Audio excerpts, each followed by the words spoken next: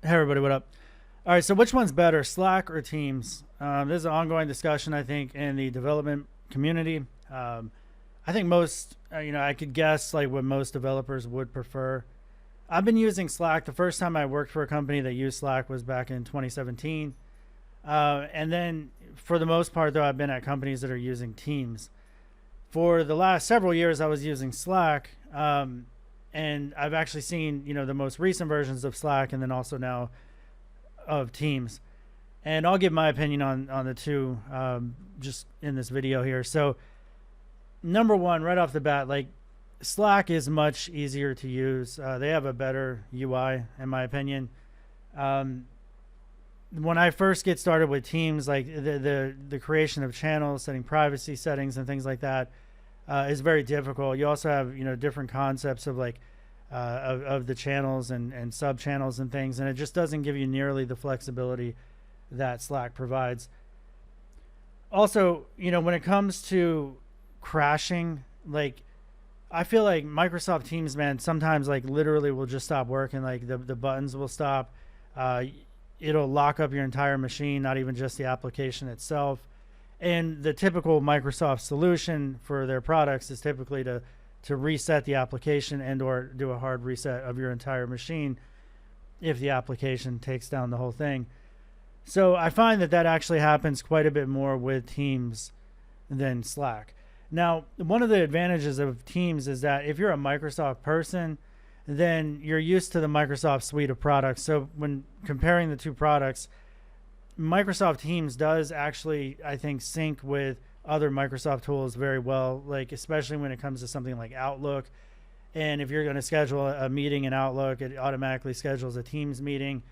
I find that to be very beneficial. It's one less thing that I have to do. I don't have to like set up a Slack, Slack meeting or I'm sorry, not Slack, but a Zoom or anything like that. It just sort of, it seamlessly works together. And I think that is one of the benefits. So that said, when it comes to like just quickly hopping on a call, I really find that there's not much of a difference between Slack or Teams.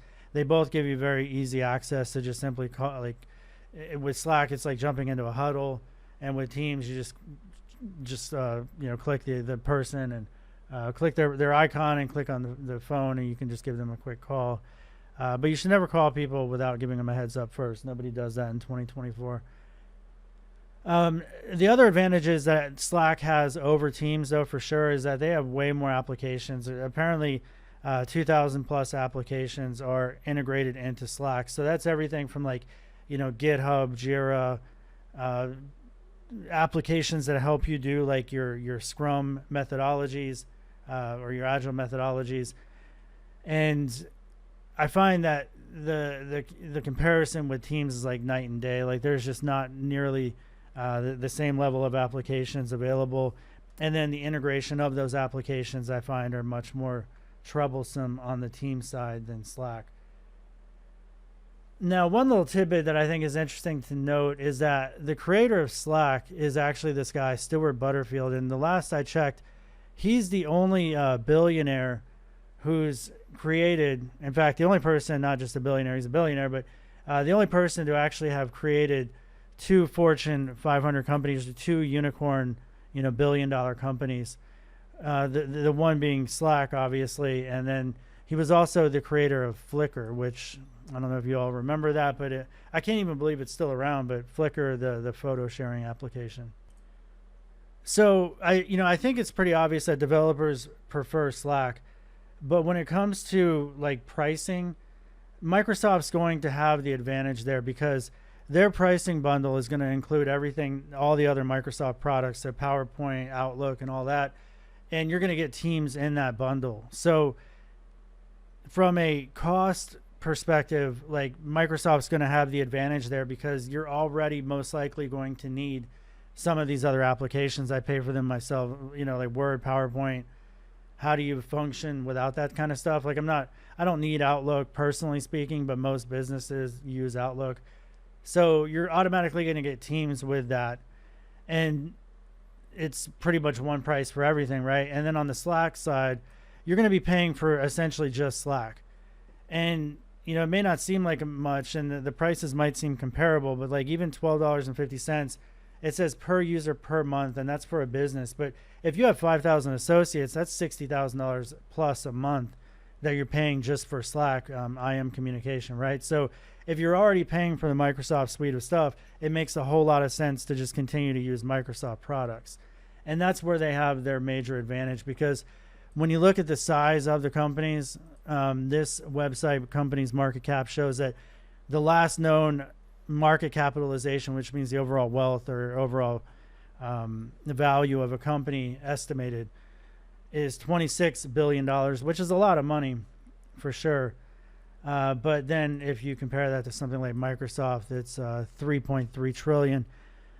That's worth more than many countries.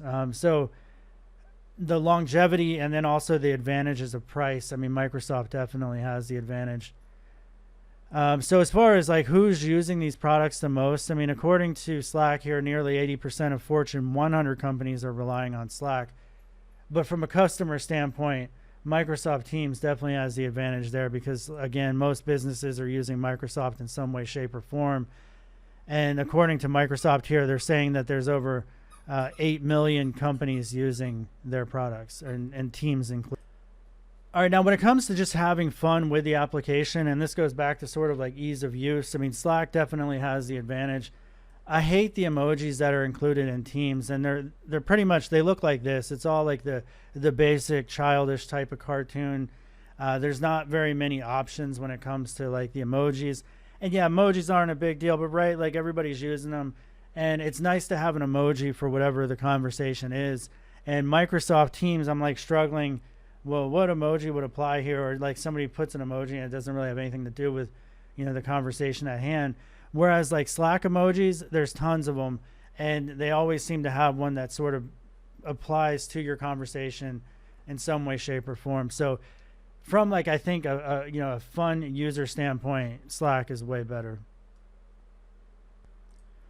And then also just from a copy paste perspective, like when I'm copying code or links into Slack, it just always works and it formats your code and everything. But then when I'm using Teams, it sometimes works. And like sometimes the links are there and sometimes they're not.